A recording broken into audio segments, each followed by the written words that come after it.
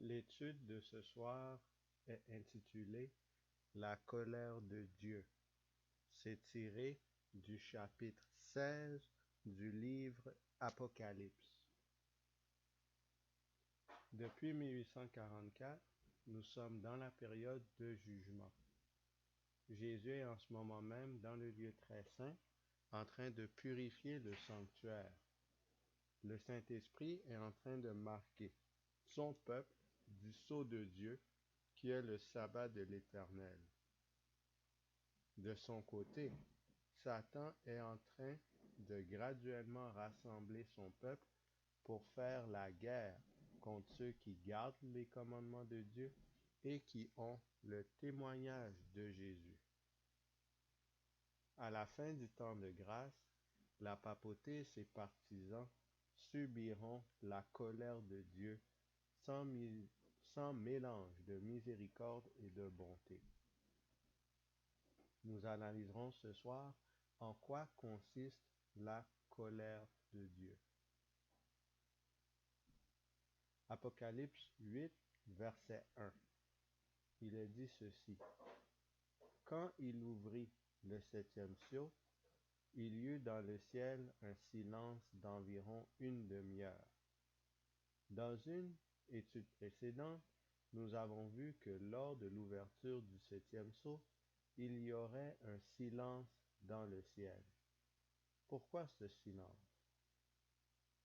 Matthieu 25, verset 31. Lorsque le Fils de l'homme viendra dans sa gloire avec tous les anges, il s'assiera sur le trône de sa gloire. Jude 1er, versets 14 et 15. Voici, le Seigneur est venu avec ses saintes myriades pour exercer un jugement contre tous et pour faire rendre compte à tous les impies parmi eux de tous les actes d'impiété qu'ils ont commis et de toutes les paroles injurieuses qu'ont proférées contre lui des pécheurs impies. Ce silence est expliqué par le fait que les êtres célestes quitteront les lieux célestes pour accompagner Christ lors de son avènement. Jésus quittera son trône pour aller sur terre. À son arrivée, Jésus exercera un jugement contre tous les habitants de la planète. Ceux qui auront rejeté Christ dans leur vie devront rendre compte de toutes leurs paroles et leurs actions. Maintenant, que représente une période d'une demi-heure prophétique? Un jour prophétique est égal à une année littérale, qui est égale à 360 jours littéraux. 24 heures prophétiques sont égales à 360 jours littéraux. 48 demi-heures prophétiques sont égales à 360 jours littéraux. Ainsi, lorsqu'on fait le produit croisé, on obtient 7,5 jours littéraux. Selon le calcul adopté par l'Église adventiste, Jésus prendra environ 7 jours et demi pour arriver sur terre une fois parti de son trône. Maintenant, que se passera-t-il sur terre pendant ces 7 jours et demi? Apocalypse 15, verset 1. Puis je vis dans le ciel un autre signe, grand et admirable, 7 anges qui tenaient 7 fléaux, les derniers, car par eux s'accomplit la colère de Dieu. Et j'entendis du ciel une voix qui disait, sortez du milieu d'elle, mon peuple, afin que vous ne participiez point à ses péchés et que vous n'ayez point de part à ses fléaux. Apocalypse 18, verset 4.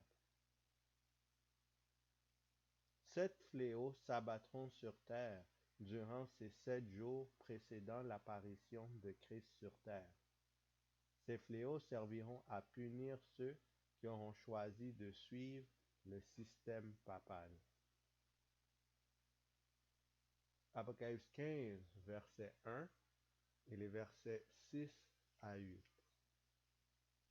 Puis je vis dans le ciel un autre signe, grand et admirable, 7 anges qui tenaient les 7 fléaux, les derniers, car par eux s'accomplit la colère de Dieu. Et les 7 anges qui tenaient les 7 fléaux sortirent du temple, revêtus d'un lin pur, éclatant, et ayant des ceintures d'or autour de la poitrine. Et l'un des 4 êtres vivants donna aux 7 anges 7 coupes d'or, pleines de la colère de Dieu qui vit au siècle des siècles. Et le temple fut rempli de fumée à cause de la gloire de Dieu et de sa puissance. Et personne ne pouvait entrer dans le temple jusqu'à ce que les 7 fléaux des 7 anges fussent accomplis. Que représente la sortie du temple par les anges? Que signifie le fait que la fumée, la gloire de Dieu, remplit le sanctuaire, faisant que personne ne puisse y entrer après que les anges soient sortis du temple? Exode chapitre 40, les versets 33 à 35. Il dressa le parvis autour du tabernacle et de l'autel, et il mit le rideau à la porte du parvis. Ce fut ainsi que Moïse acheva l'ouvrage. Alors la nuée couvrit la tente d'assignation, et la gloire de l'Éternel remplit le tabernacle. Moïse ne pouvait pas entrer dans la tente d'assignation parce que la nuée restait dessus, et que la gloire de l'Éternel remplissait le tabernacle. 2 Chroniques, chapitre 5, les versets 11, 13 et 14.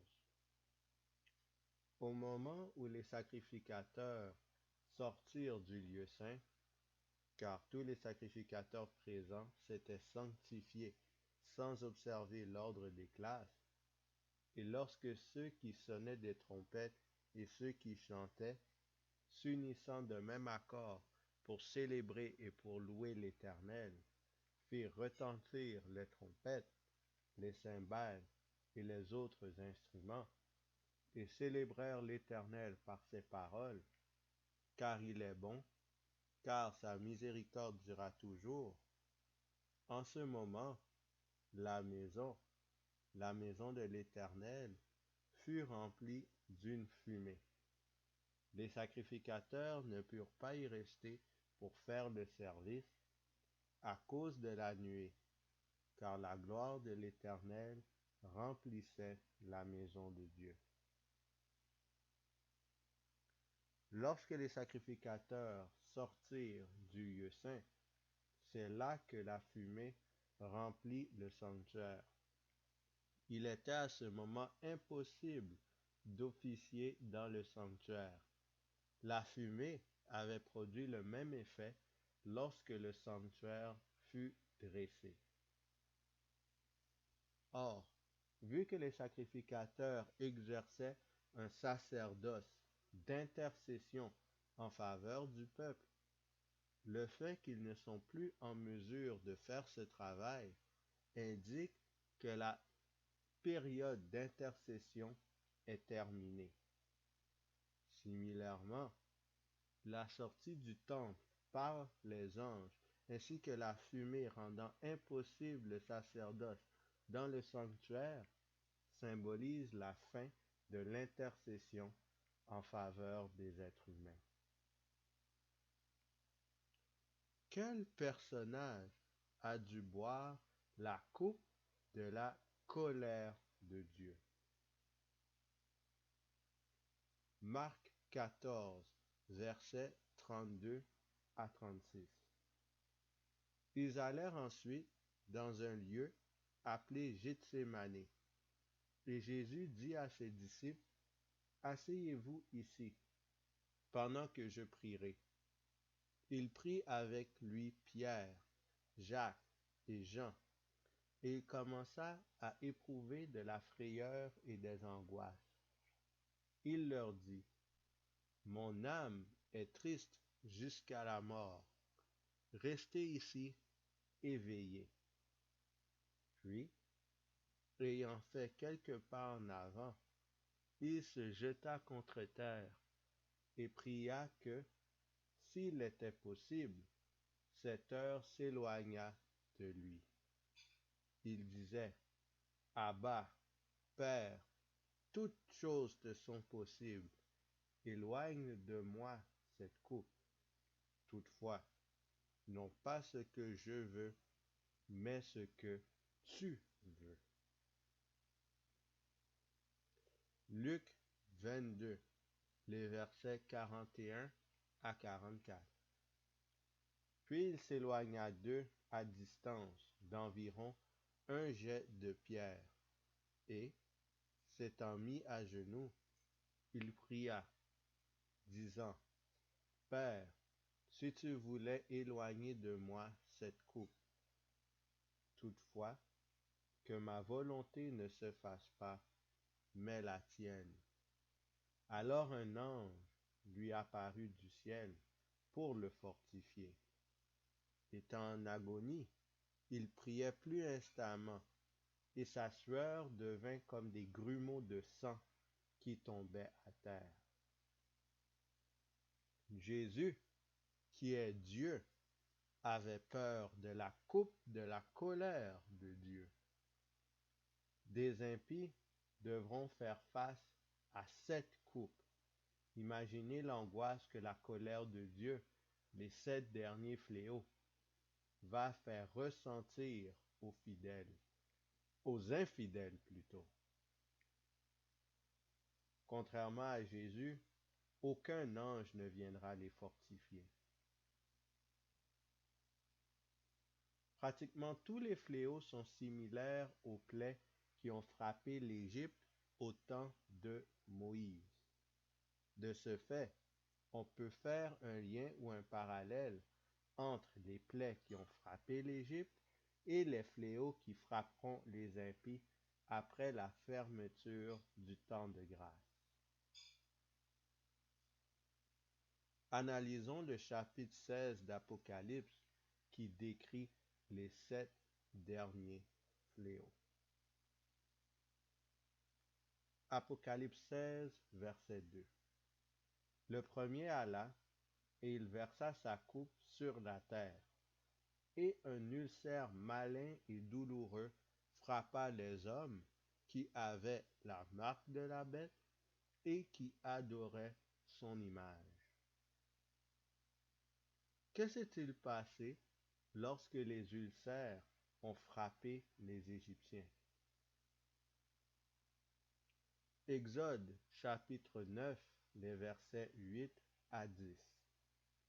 L'Éternel dit à Moïse et à Aaron, remplissez vos mains de cendres de fournaise, et que Moïse la jette vers le ciel, sous les yeux de Pharaon. Elle deviendra une poussière qui couvrira tout le pays d'Égypte, et elle produira, dans tout le pays d'Égypte, sur les hommes et sur les animaux, des ulcères formés par une éruption de pustules. Ils prirent de la cendre de fournaise et se présentèrent devant Pharaon. Moïse la jeta vers le ciel, et elle produisit sur les hommes et sur les animaux des ulcères formés par une éruption de pustules. Exode 9, versets 11 et 12. Les magiciens ne purent paraître devant Moïse à cause des ulcères, car les ulcères étaient sur les magiciens comme sur tous les Égyptiens. L'Éternel endurcit le cœur de Pharaon, et Pharaon n'écouta point Moïse et Aaron, selon ce que l'Éternel avait dit à Moïse. Moïse avait montré la poussière à Pharaon, avant de la jeter vers le ciel. Ceci était pour lui montrer de façon irréfutable que le châtiment des ulcères provenait directement de Dieu. Malgré cela, Pharaon a gardé son attitude rebelle envers Dieu, refusant de se repentir. De plus, les magiciens, qui étaient des prêtres de faux dieux, étaient incapables eux-mêmes de guérir des ulcères par lesquels ils venaient d'être frappés. En ce sens, leur réputation en tant que personnes pouvant accomplir des miracles et des prodiges prit un coup sévère à ce moment. Ils étaient démasqués comme étant des humains ordinaires. Similairement, le système papal et tous ses adhérents seront frappés par un ulcère malin et douloureux. Ceux qui auront exécuté des faux miracles pour séduire des multitudes à suivre la papauté seront aussi démasqués. Malgré cela, les impies resteront rebelles envers Dieu. Apocalypse 16, verset 3. Le second versa sa coupe dans la mer, et elle devint du sang, comme celui d'un mort. Et tout être vivant mourut, tout ce qui était dans la mer. La mer aura la même odeur, couleur et consistance que le sang coagulé d'une personne morte. Tous les animaux marins meurent en raison de cette plaie. Y aurait-il une autre conséquence de la mer qui devient du sang? Ézéchiel 27, versets 3 et 4. Tu diras à Tyr, ô toi qui es assise au bord de la mer et qui trafique avec les peuples d'un grand nombre d'îles. Ainsi parle le Seigneur, l'Éternel. Tyr, tu disais, je suis parfaite en beauté. Ton territoire est au cœur des mers. Ceux qui t'ont bâti t'ont rendu parfaite en beauté. Quel personnage est décrit comme étant parfait en beauté? Ézéchiel 28, versets 12 et 14. Fils de l'homme, prononce une complainte sur le roi de Tyr. Tu lui diras, ainsi parle le Seigneur, l'Éternel. Tu mettais le sceau à la perfection. Tu étais plein de sagesse, parfait en beauté. Tu étais un chérubin protecteur aux ailes déployées. Je t'avais placé et tu étais sur la sainte montagne de Dieu. Tu marchais au milieu des pierres étincelantes. Le roi de Tyr représente Satan, l'ancien chérubin protecteur. D'autre part, les Tyriens étaient un peuple faisant beaucoup d'échanges par les voies maritimes. Le commerce les avait permis d'avoir des relations harmonieuses avec les peuples autour d'eux. En effet, la mer est utilisée surtout comme autoroute pour le commerce. En ce sens, elle joue un rôle de premier plan dans les relations internationales. Satan a toujours eu le désir de parvenir à emmener toutes les nations à l'unité sous son contrôle. Or, cette plaie causera l'obstruction du transport et l'échange international par la voie maritime. En effet, vu que la mer devient du sang, cette situation de libre-échange sera interrompue. Cela causera un obstacle à la venue de l'unité de la planète souhaitée par le diable. Ce fléau sert ainsi à montrer le déplaisir de Dieu envers le plan de Satan d'unir les nations sous sa bannière. Apocalypse 16, verset 4. Le troisième versa sa coupe dans les fleuves et dans les sources d'eau, et ils devinrent du sang. Où, dans la Bible, voyons-nous les sources d'eau devenant du sang? Exode, chapitre 7, les versets 20, 21 et 24. Moïse et Aaron firent ce que l'Éternel avait ordonné. Aaron leva la verge, et il frappa les eaux qui étaient dans le fleuve. Sous les yeux de Pharaon et sous les yeux de ses serviteurs, et toutes les eaux du fleuve furent changées en sang. Les poissons qui étaient dans le fleuve périrent, le fleuve se corrompit, les Égyptiens ne pouvaient plus boire l'eau du fleuve, et il y eut du sang dans tout le pays d'Égypte. Tous les Égyptiens creusèrent aux environs du fleuve pour trouver de l'eau à boire, car ils ne pouvaient boire de l'eau du fleuve. Au temps biblique, les sources d'eau étaient surtout utiles pour des besoins fondamentaux, comme boire, se baigner et l'irrigation. Or, les effets de la troisième plaie seront immédiats et sérieux, comme en Égypte au temps de Moïse. Exode 7, verset 22. Mais les magiciens d'Égypte en firent autant par leurs enchantements. Le cœur de Pharaon s'endurcit, et il n'écouta point Moïse et Aaron, selon ce que l'Éternel avait dit.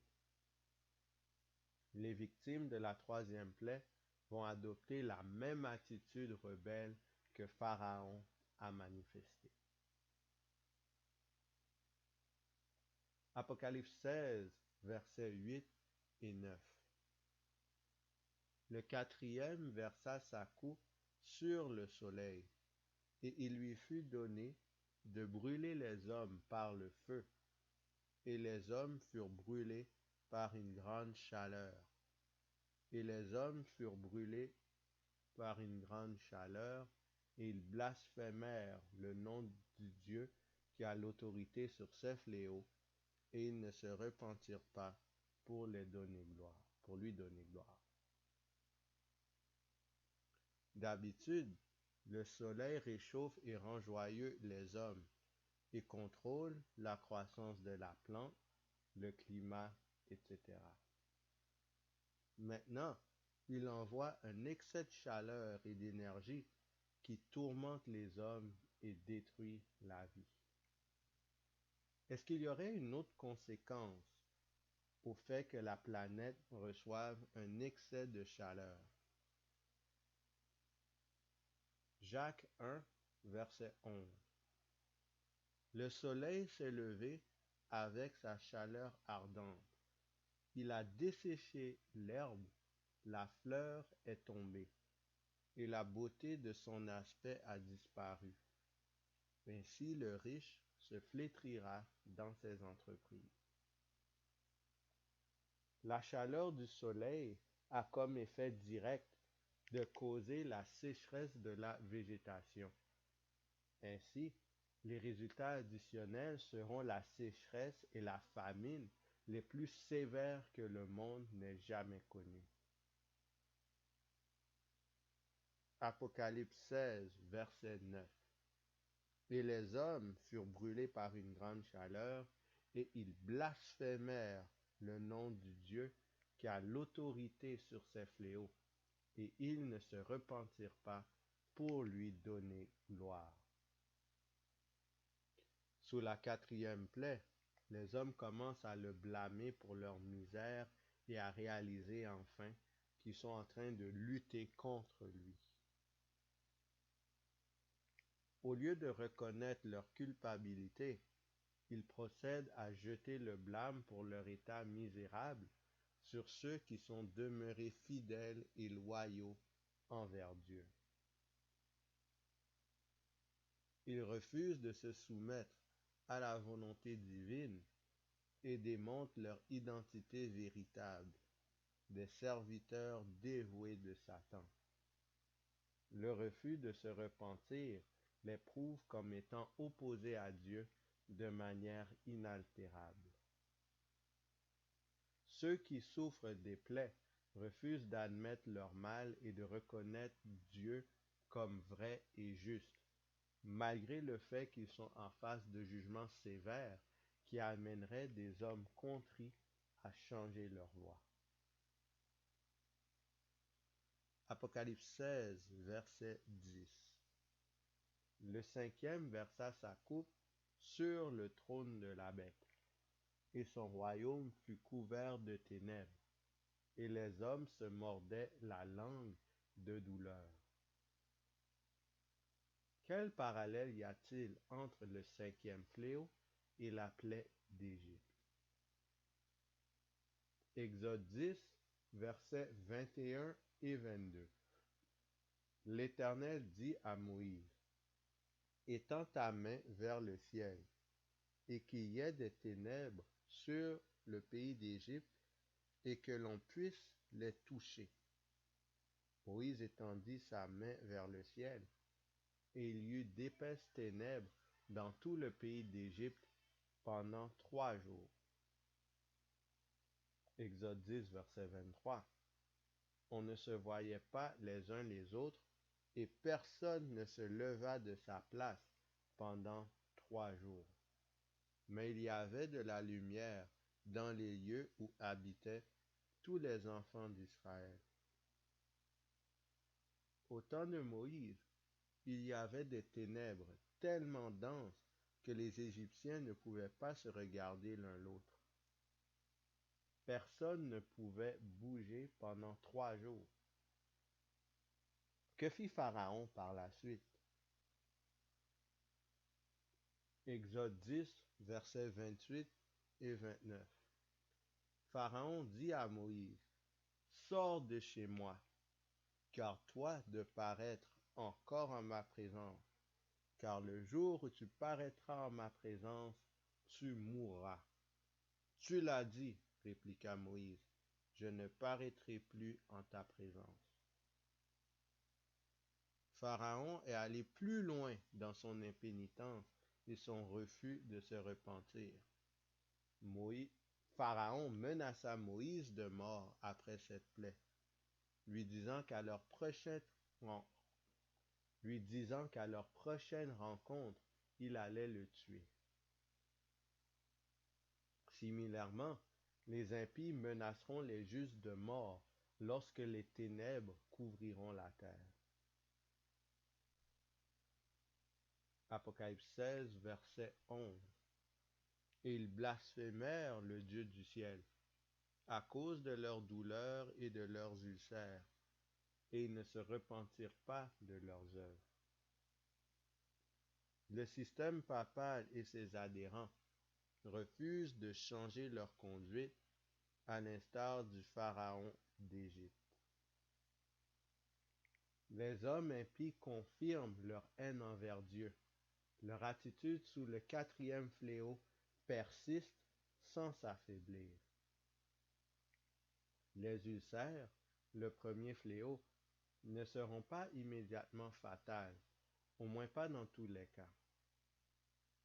L'effet de la première plaie va persister durant toutes les plaies qui arrivent à succession. Apocalypse 16, verset 12. Le sixième versa sa coupe sur le grand fleuve, l'Euphrate, et son eau tarit, afin que le chemin des rois de l'Orient fût préparé. Tout d'abord, quel est le lien entre l'eau du fleuve de Babylone qui tarit et le chemin des rois venant de l'Orient qui serait préparé. Vu que l'ancienne Babylone littérale n'existe plus, on doit se référer ici à la Babylone symbolique, à savoir Rome. De plus, aucun être vivant n'est en train de périr ni de souffrir ici, alors que les 7 derniers fléaux constituent la colère de Dieu sur les impies. On doit ainsi conclure que cette portion de l'Écriture est symbolique et non littérale, contrairement au passage précédent. Nous devons donc comprendre ce que les symboles représentent. Pour commencer, dans quel récit voyons-nous la mer de Babylone tarir? Jérémie 51, les versets 36 et 37. C'est pourquoi ainsi parle l'Éternel. Voici, je défendrai ta cause, je te vengerai. Je mettrai à sec la mer de Babylone, et je ferai tarir sa source. Babylone sera un monceau de ruines, un repaire de chacals, un objet de désolation et de moquerie. Il n'y aura plus d'habitants. Tel qu'annoncé par Dieu, par son prophète Jérémie, les Mèdes et les Perses avaient fait tarir le fleuve de l'Euphrate pour pénétrer au cœur de la ville. Babylone fut envahie par les soldats ennemis et leurs cris de triomphe dominaient ceux des convives terrifiés. Citation. Le royaume néo-babylonien de Nabonide est le second grand rival de l'empire perse constitué par Cyrus. De fait, les hostilités avec Babylone ont certainement commencé au début des années 540. À la fin de cette décennie, la guerre ouverte éclate.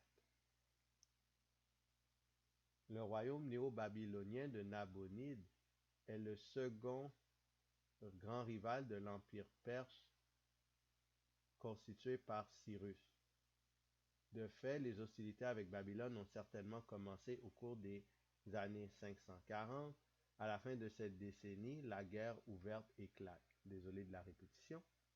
Bénéficiant du soutien d'Ukbaru, gouverneur babylonien du pays de Gutium, l'armée de Cyrus remporte une première victoire à Opis, puis à Sippar, et enfin assiège Babylone, où s'est retranchée l'armée du roi Nabonide.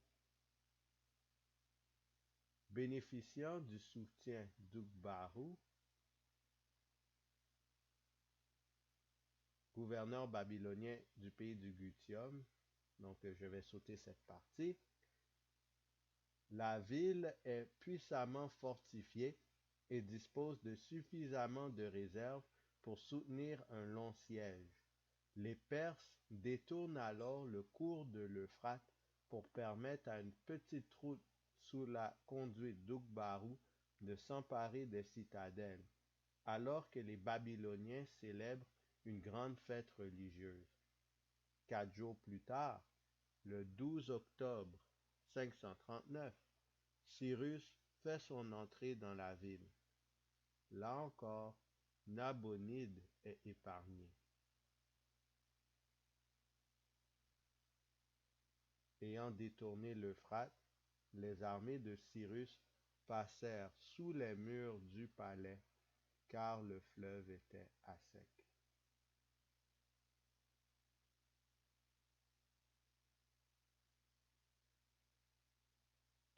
Symboliquement, un événement parallèle surviendra à la fin des temps. Que symbolise l'Euphrate? Que symbolise le fait que le chemin des eaux tarit? Qui sont les rois venant de l'Orient? Apocalypse 17, verset 15. Et il me dit, les eaux que tu as vues, sur lesquelles la prostituée est assise, Ce sont des peuples, des foules, des nations et des langues. Le fleuve Euphrate, situé à Babylone, représente les habitants de la terre sous l'emprise de Rome, les chrétiens apostats. Job 6, les versets 14, 15 et 17. Celui qui souffre a droit à la compassion de son ami, même quand ils abandonneraient la crainte du Tout-Puissant. Mes frères sont perfides comme un torrent, comme le lit des torrents qui disparaissent.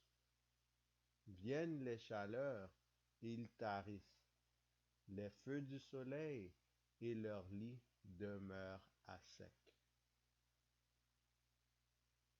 Job parlait de ses trois amis qui ne lui avaient apporté aucun soutien et même lui adressent des reproches durant son affliction, alors qu'il l'admirait sans doute quand il était dans l'abondance. Le chemin des eaux qui tarit représente la fin du soutien des habitants de la terre envers Babylone. Lors de la venue du Christ, les peuples qui autrefois admiraient Rome vont maintenant se tourner contre elle. Cela arrivera parce qu'ils auront réalisé qu'ils ont suivi de faux guides qui les ont trompés.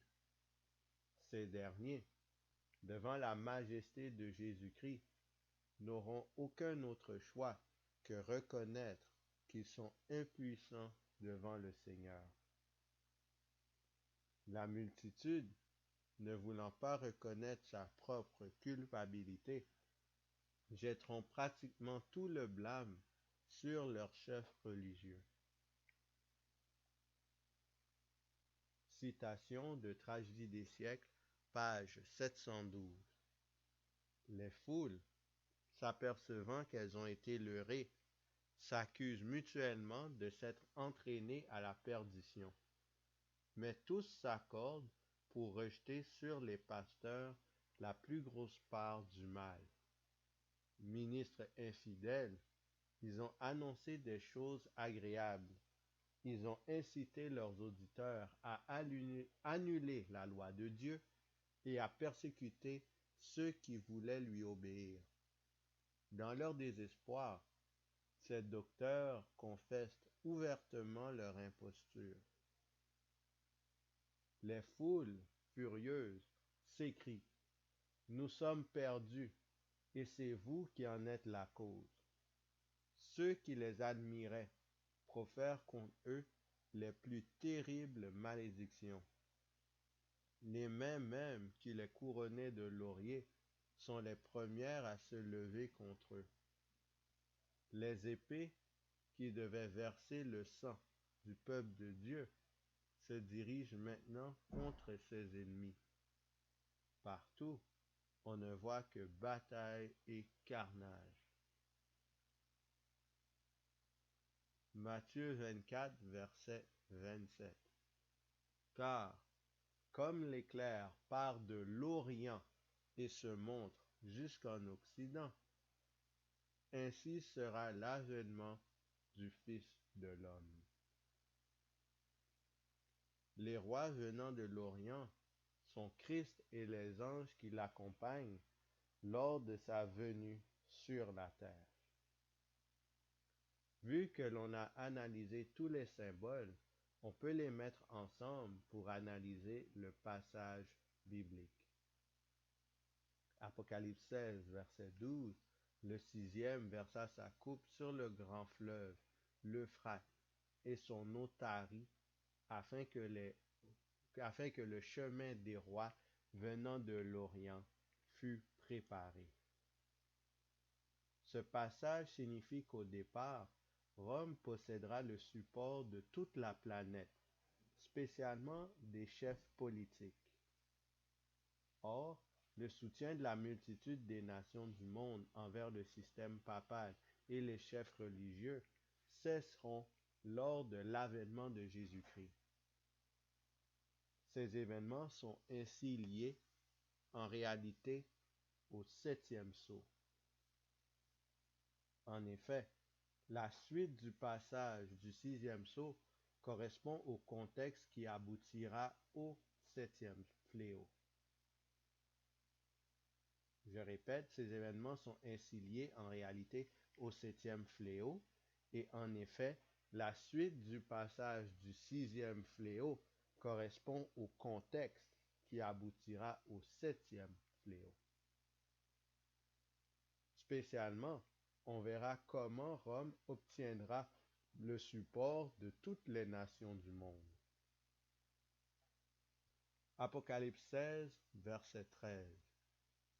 Et je vis sortir de la bouche du dragon, et de la bouche de la bête, et de la bouche du faux prophète, 3 esprits impurs, semblables à des grenouilles. Bien entendu, il n'y a pas un dragon en chair et en os, une bête physique et un faux prophète littéral qui feront sortir des mauvais esprits de leur bouche. De ce fait, cette portion de l'Écriture est également symbolique et non littérale. Alors, que représente le dragon, la bête et le faux prophète? Apocalypse 12, verset 9. Et il fut précipité, le grand dragon, le serpent ancien, appelé le diable et Satan, celui qui séduit toute la terre. Il fut précipité sur la terre, et ses anges furent précipités avec lui. Le dragon représente Satan, le diable. Apocalypse 13, verset 1. Et il se tint sur le sable de la mer. Puis je vis monter de la mer une bête qui avait 10 cornes et 7 têtes, et sur ses cornes 10 diadèmes, et sur ses têtes des noms de blasphème. La bête représente Rome, spécialement la papauté. Apocalypse 13, versets 11 à 13. Puis je vis monter de la terre une autre bête, qui avait 2 cornes semblables à celles d'un agneau, et qui parlait comme un dragon. Et elle exerçait toute l'autorité de la première bête en sa présence. Et elle faisait que la terre et ses habitants adoraient la première bête, dont la blessure mortelle avait été guérie. Elle opérait de grands prodiges, même jusqu'à faire descendre du feu du ciel sur la terre à la vue des hommes. Dans l'Ancien Testament, Élie fut le prophète qui, par la puissance de Dieu, a fait descendre le feu du ciel. Dans une étude précédente, nous avions vu que le faux Élie symbolisait les États-Unis d'Amérique sous l'influence du protestantisme. Que signifie le fait que ces 3 puissances, à savoir Satan, la papauté et les États-Unis d'Amérique sous le protestantisme apostat, puissent envoyer des esprits semblables à des grenouilles? Exode chapitre 8, versets 1 à 3. L'Éternel dit à Moïse, dis à Aaron, étends ta main avec ta verge sur les rivières, sur les ruisseaux et sur les étangs, et fais monter les grenouilles sur le pays d'Égypte. Aaron étendit sa main sur les eaux de l'Égypte, et les grenouilles montèrent et couvrirent le pays d'Égypte. Mais les magiciens en firent autant par leurs enchantements. Ils firent monter les grenouilles sur le pays d'Égypte. Au temps de Moïse, Les magiciens ont fait apparaître des grenouilles dans tout le pays d'Égypte. Bien entendu, les grenouilles des magiciens étaient une illusion, car Satan n'a pas le pouvoir de créer, et Aaron avait déjà fait apparaître toutes les grenouilles sur le pays. Lors des plaies d'Égypte, la simulation des grenouilles était la dernière tentative des magiciens d'imiter un miracle de Dieu. Similairement, à la fin des temps, spécifiquement au 6e fléau, Satan fera la dernière tentative d'imiter un miracle de Jésus. Apocalypse 16, verset 14. Car ce sont des esprits de démons qui font des prodiges et qui vont vers les rois de toute la terre, afin de les rassembler pour le combat du grand jour du Dieu Tout-Puissant. Appuyé par de faux miracles, Satan, travaillant en collaboration avec le système papal et le protestantisme apostat, réussira à rallier le monde derrière son objectif de faire une attaque finale contre le gouvernement de Dieu. Que représente le grand jour du Dieu Tout-Puissant? Ésaïe 13, versets 9 à 11. Voici, le jour de l'Éternel arrive, jour cruel, jour de colère et d'ardente fureur, qui réduira la terre en solitude et en exterminera les pécheurs. Car les étoiles des cieux et leurs astres ne feront plus briller leur lumière.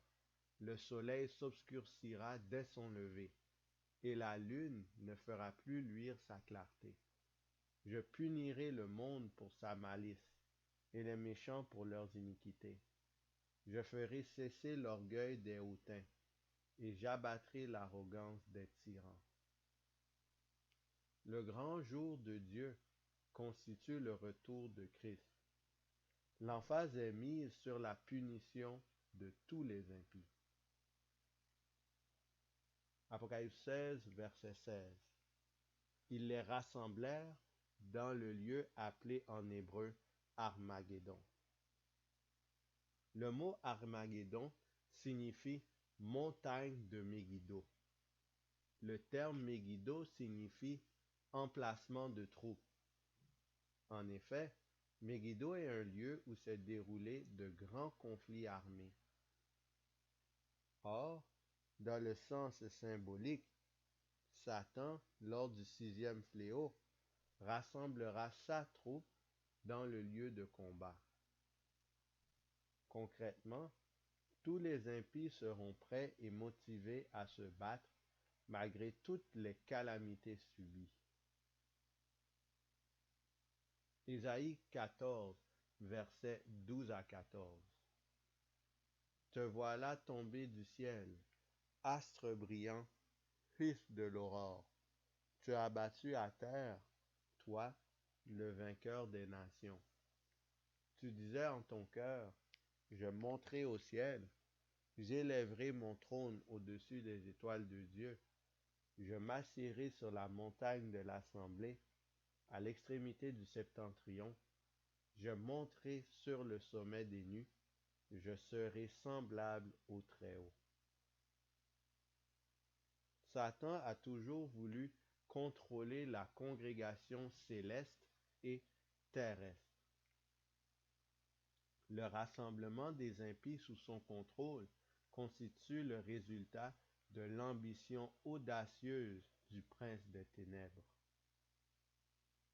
Comment Satan séduira-t-il cette immense population une dernière fois avant l'arrivée de Jésus sur terre? Citation du livre La tragédie des siècles, page 677. Pour couronner le grand drame de la séduction, Satan lui-même simulera l'avènement du Seigneur que l'Église attend depuis si longtemps comme la consommation de ses espérances.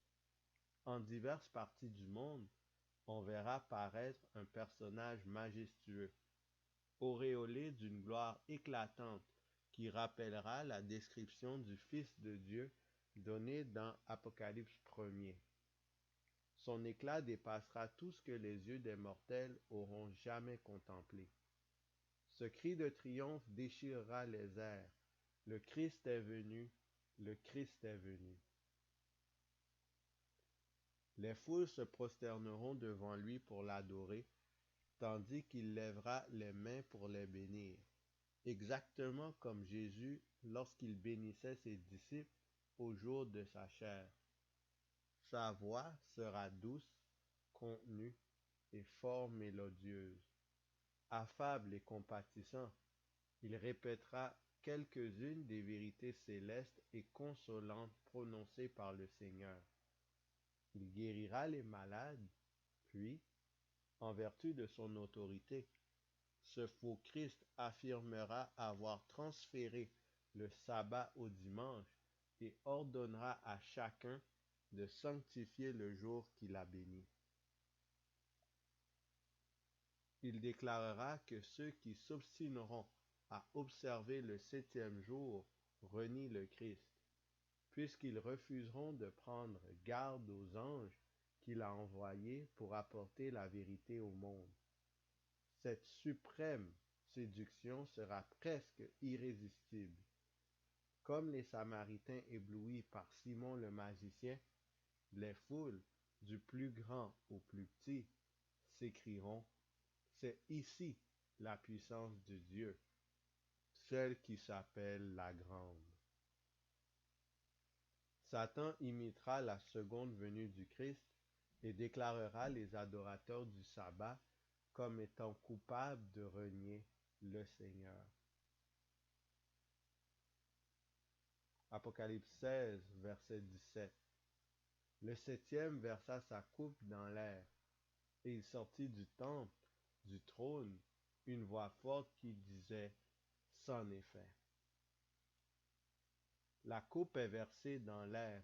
Cela veut dire que les effets du 7e fléau sont universels. Dieu crie d'une voix forte: c'en est fait. L'annonce dramatique marque le moment où la révélation du mystère de l'iniquité est complète, quand le véritable caractère de l'union politico-religieuse est démasqué.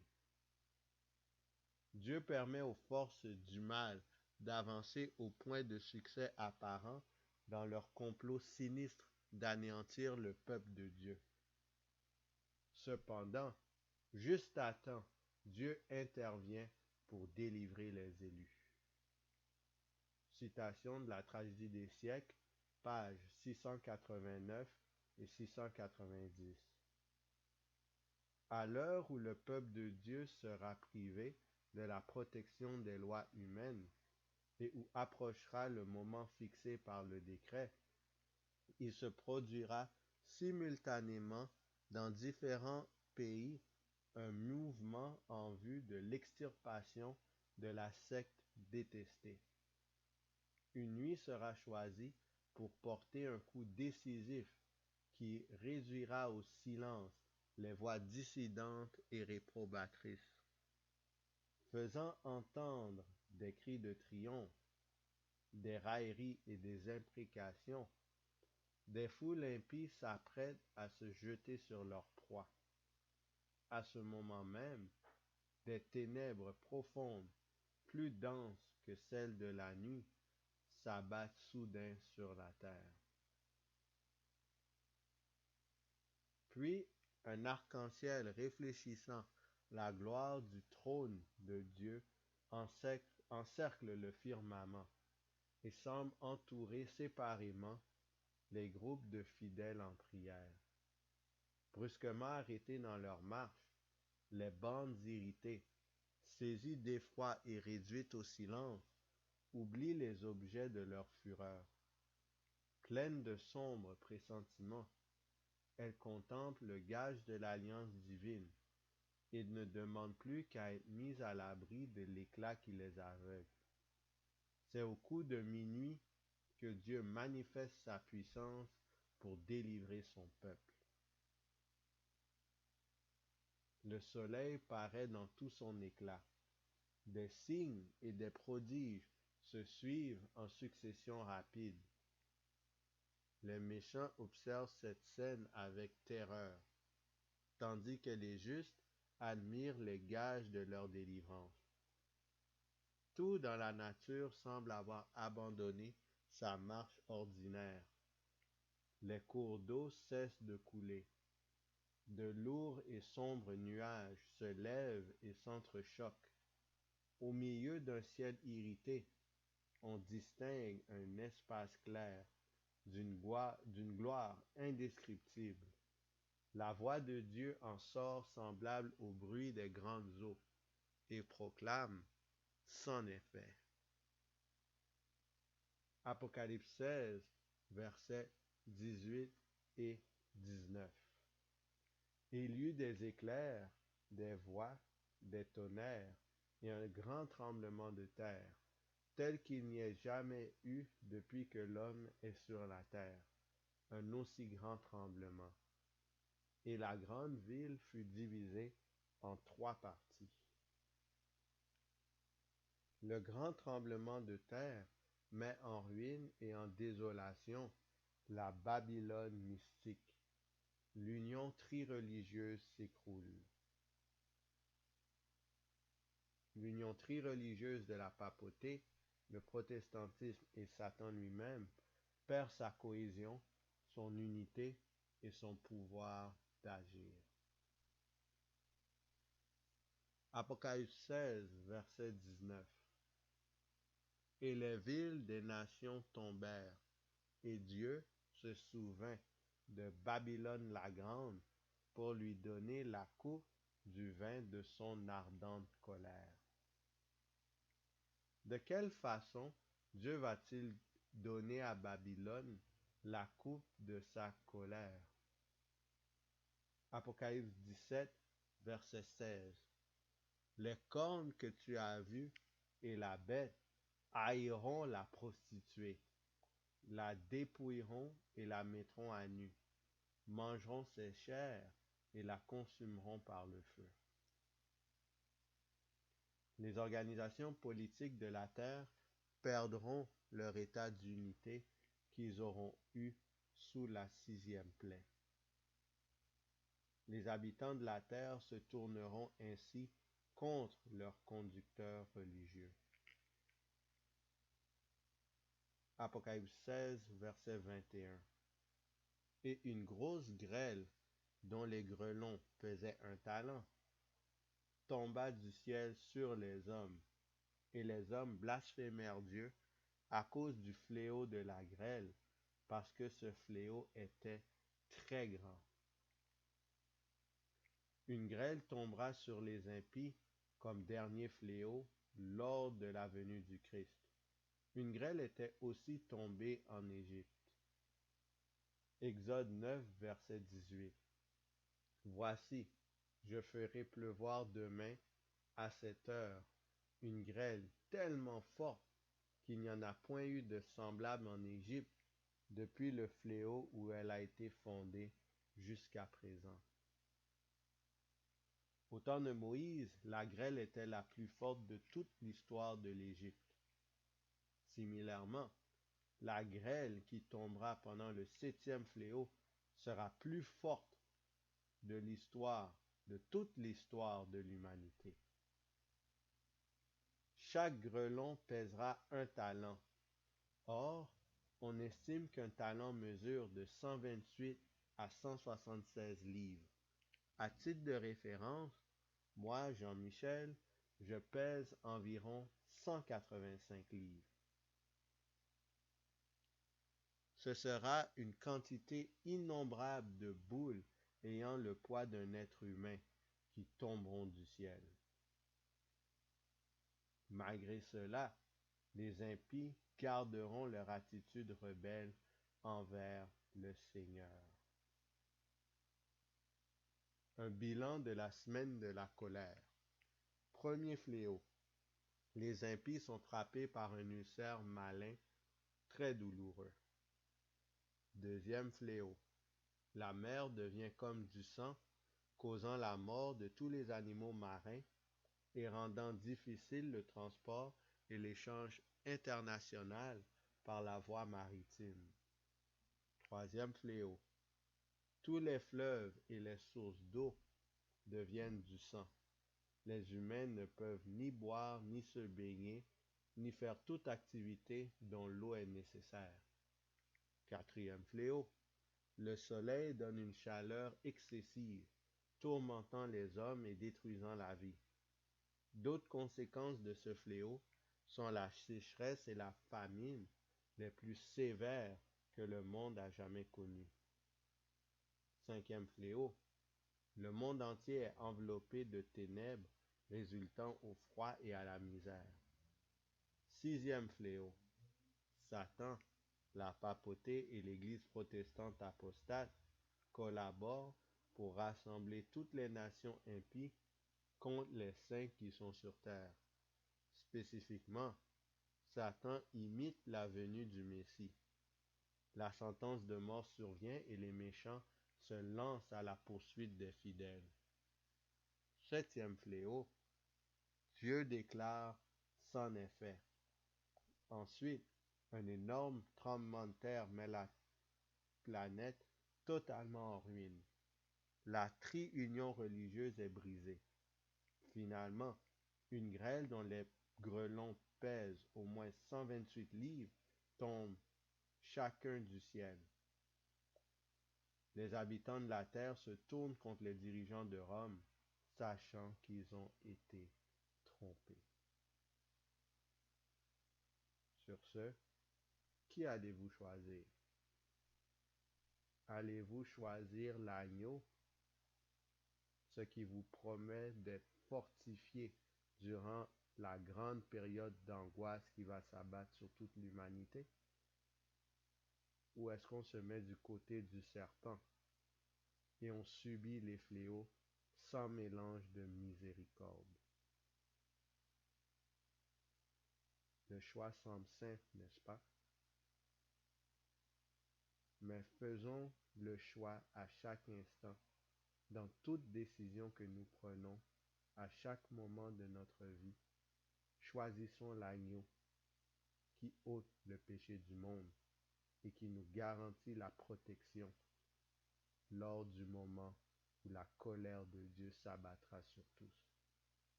Que le Seigneur vous garde.